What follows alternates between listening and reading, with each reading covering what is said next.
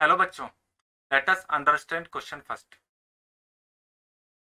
In the given circuit, cells having zero internal resistance, the current passing through resistance R1 and R2 respectively are. देखो बच्चों, question क्या कहता है आपसे कि आपको पास में दो सेल दे रखे हैं सर्किट में, तो R1 और R2 से कितनी करंट पास हो रही है, ये आपसे पूछा गया है। इस फिगर को मैं दोबारा बना लेता हूँ और जरा देखिए, एक सिंपल सी टेक्निक से हम इसको सॉल्व कर पाएंगे।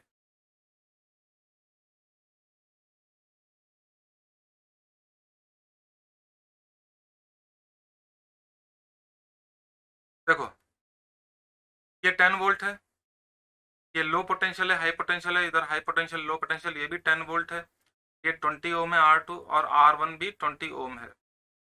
अब ये बड़े आसानी से देखो, ये हमारा सेल है, सेल के यहाँ पर अगर मैं लो पोटेंशियल वाली जो प्लेट है इस पर पोटेंशियल 0 वोल्ट अज्यूम करूँ तो हाई पोटेंशियल 10 वोल्ट होना चाहिए, क्योंकि 10 minus zero equal to high potential minus low potential equal to 10 होगा। क्लियर।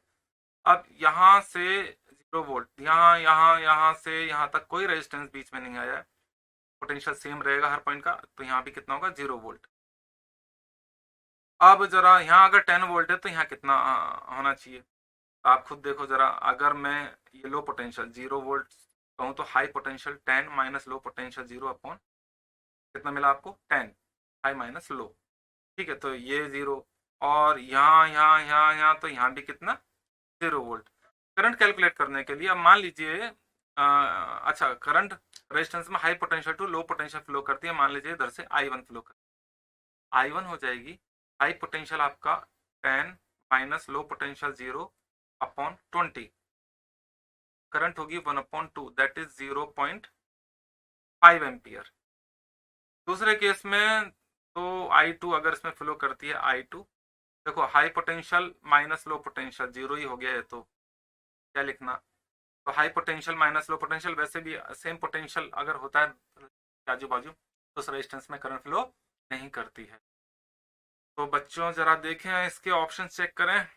फर्स्ट ऑप्शन 1,2, 1 तो नहीं है, गलत हो गया। सेकंड 2, ये भी गलत हो गया। थर्ड 0.5 एंड 0, थर्ड में I1 हमारा ये 0.5 है और ये I2 हमारा 0 आ गया है। तो बच्चों आई होप हमारा जो आंसर आ गया करेक्ट, थर्ड ऑप्शन ही correct answer, and I hope कि you understand it very well, and all the best.